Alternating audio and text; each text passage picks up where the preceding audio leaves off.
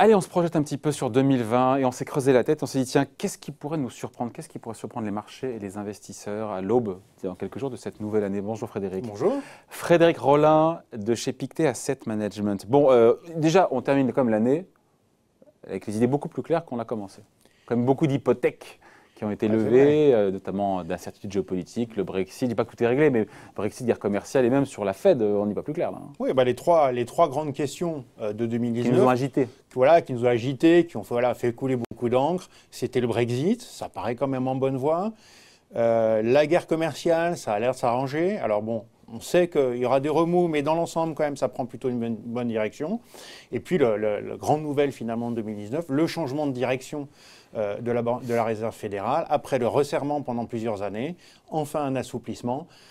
Et ça, effectivement, ça paraît plutôt en bonne voie. En tout cas, on voit qu'il y a une forme de stabilisation de la politique monétaire de la Fed. Donc, on a l'impression qu'on finit l'année, on se dit, ben voilà, c'est bon, tout est résolu, il n'y a plus de volatilité, on se pose un petit peu, voilà, qu'est-ce qui va quand même voilà, faire bouger les en se marchés. creusant un peu, vous avez trouvé des choses, même si rien n'est réglé, encore une fois, sur le Brexit. Maintenant, il y a la relation commerciale bilatérale, Royaume-Uni, Union européenne à discuter. Ça va être encore une autre paire de manches.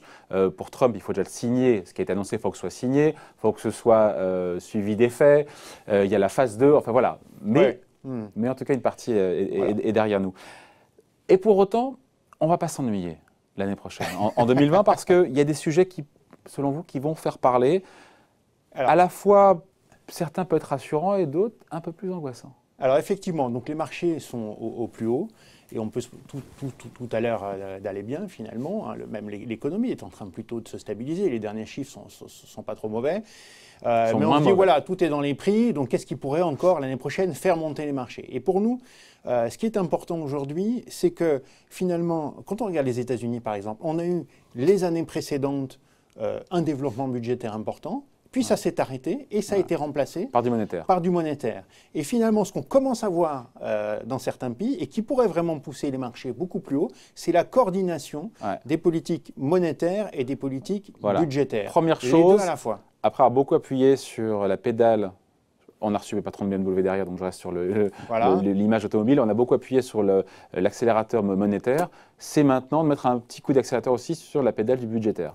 Alors, mais là, vous pensez à qui, là? Alors, déjà, ça commence. Quand on regarde en Asie, quand on regarde la Corée, par exemple, aujourd'hui, on a une politique monétaire plus accommodante, mais c'est insuffisant. Hein. La Corée souffre évidemment de plusieurs choses, guerre commerciale, baisse des investissements, donc ils vendent beaucoup moins de semi-conducteurs, c'est très important pour eux. Et puis en plus, ils ont des relations avec le Japon qui se sont très très sévèrement dégradées à la suite de heurts diplomatiques sur le travail forcé pendant la guerre. Et donc le Japon les a retirés d'une liste favorable en fait d'importateurs. Donc voilà, la Corée connaît un premier trimestre extrêmement mauvais, ils remettent la gomme et là on voit qu'elle repart. Et c'est important parce que sinon, en fait, qu'est-ce qui se passe? C'est que on met du monétaire et donc les grandes entreprises en profitent, les taux sont plus bas, mais la demande n'est pas véritablement là. Et puis, les grandes entreprises prennent tout le crédit. Et en fait, on se retrouve avec des moyennes entreprises qui ne font pas véritablement face à un accroissement de la demande et qui, en plus, sont évincées des marchés du crédit par les grandes entreprises. Et donc, voilà, la croissance, c'est un peu ce qu'on voit en Europe, la croissance a quand même du mal à démarrer. Donc, le Japon est en train de faire ça aussi, l'Inde est en train de faire ça. Et donc, ça sont des marchés... Rapprochons-nous de nous. Voilà, alors un peu plus près de nous, les Anglais. Hein, quand on regarde le programme de Boris Johnson, c'est un programme qui dit clairement les conservateurs ont été arc-boutés sur l'austérité pendant plusieurs années. Nous, on va de nouveau dépenser de l'argent. Donc, c'est le NHS, donc le système de santé anglais qui va bénéficier d'abondance, je dirais, de largesse budgétaire. De largesse budgétaire. Donc, en Angleterre, on aura probablement à la fois une politique monétaire très accommodante, avec une inflation qui se tient relativement bien, et en plus, un boost budgétaire. Alors, en plus, avec une forme de résolution du Brexit, où on pense effectivement que les actions anglaises et le sterling sont particulièrement intéressants. Donc, il y a l'Angleterre qui suit. Et encore plus proche de nous. Alors, non, mais en Europe, encore plus proche de nous.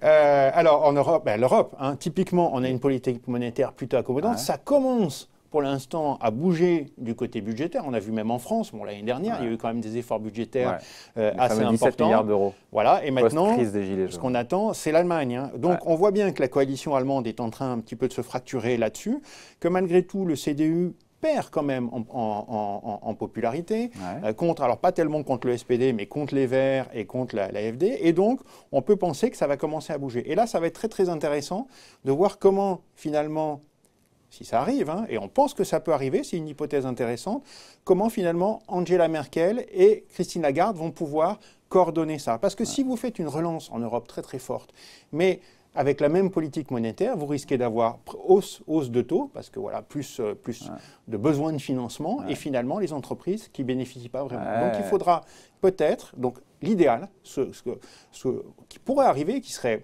même bien, donc qui peut bien arriver, c'est un contrôle de la courbe par la Banque Centrale Européenne.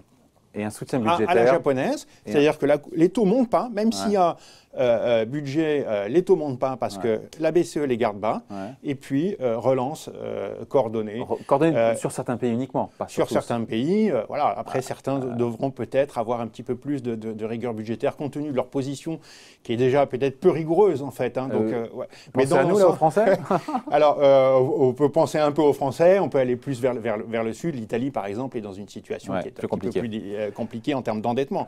Voilà, donc ça pourrait être intéressant. La coordination. Ça serait une surprise positive. Ça serait une surprise positive. Ça, c'est très positif. Hein. Voilà, autre surprise positive pour 2020, pourquoi pas. On part en Chine, et là, pour le coup, plus de politique monétaire, mais il y en a déjà beaucoup de la politique monétaire en Chine. En Chine, il y a beaucoup de politique budgétaire aujourd'hui, mais la politique monétaire a été quand même plutôt retenue.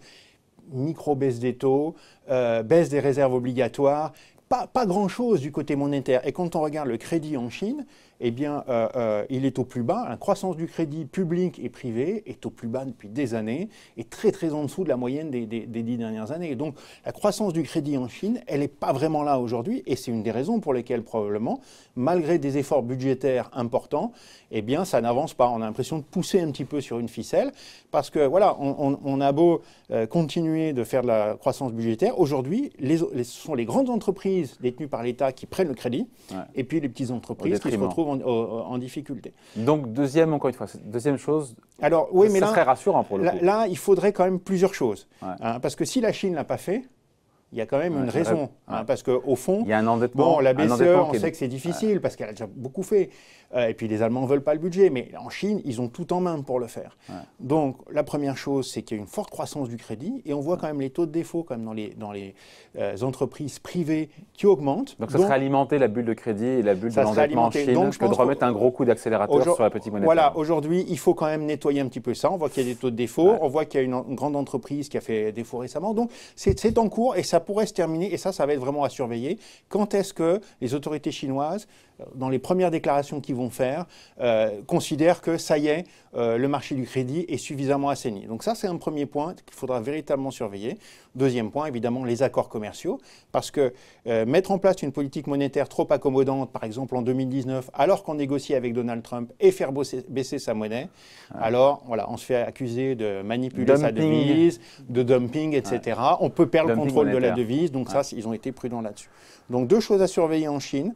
Nettoyage du crédit. Quand est-ce qu'on a les premières? Évidemment, on ne sait pas, nous, enfin, on n'a pas exactement tous les bilans de toutes les PME chinoises, hein, mais quand est-ce que les autorités monétaires considèrent que c'est suffisant et est-ce qu'effectivement, on commence à avoir une trêve véritable entre États-Unis et Chine? Troisième chose à regarder en 2020, bien sûr, les élections américaines. Qu'est-ce qu'on peut dire qu'on n'a pas déjà dit là-dessus? Alors ça, élection présidentielle américaine. Ce qu'on peut dire aujourd'hui, c'est que Trump c'est bon pour les marchés, ce qui n'est pas Trump c'est pas bon, quoi, en gros, hein, si on doit résumer, non? Alors, il y a plusieurs choses effectivement. Si c'est Trump, allez, ou Biden, c'est plutôt bon pour les marchés. Si c'est Warren ou Sanders, c'est plutôt moins bon pour les marchés pour des raisons de transfert de taxes. Ce qui serait véritablement mauvais pour les marchés, ça serait des chambres qui seraient splittées, c'est-à-dire qu'on aurait un Sénat républicain comme on a aujourd'hui et une Chambre des représentants qui serait démocratique. démocrates. Auquel cas, finalement, ce sur quoi comptent aujourd'hui les marchés, encore une fois, c'est un petit peu de budget quand même pour maintenir le cycle et relancer l'économie. Ils n'ont pas beaucoup de marge. Comme aujourd'hui, ils ont un gros déficit budgétaire, les Américains. Alors, ils ont un gros déficit budgétaire, mais ils ont le dollar. Vous savez, alors quand on a le dollar, donc ça va être un petit peu comme si on avait une mine d'or dans son jardin. Si vous voulez, ça permet quand même certaines choses. Et donc, voilà, ils pourront toujours emprunter. Je pense que là, on en a encore pour un moment. Allez, on joue à se faire peur sur la dernière chose qui pourrait surprendre les marchés pour le coup négativement. Ça serait un scénario un peu noir, c'est ça? Oui, alors il y a des scénarios noirs. On a quand même un ralentissement aujourd'hui qui est assez significatif. Donc ça va un petit peu mieux parce que voilà, il y a des accords commerciaux. Mais allez, disons que finalement c'est pas suffisant ou l'accord se signe pas très bien. Enfin, il y a des choses qui sont pas, qui sont décevantes. À ce moment-là, regardons quand même du côté des États-Unis. On a aujourd'hui le marché du travail qui est solide quand même. Alors le marché du travail est solide, les consommateurs tiennent bien, mais regardez les entreprises. Les entreprises aujourd'hui sont très fortement endettées.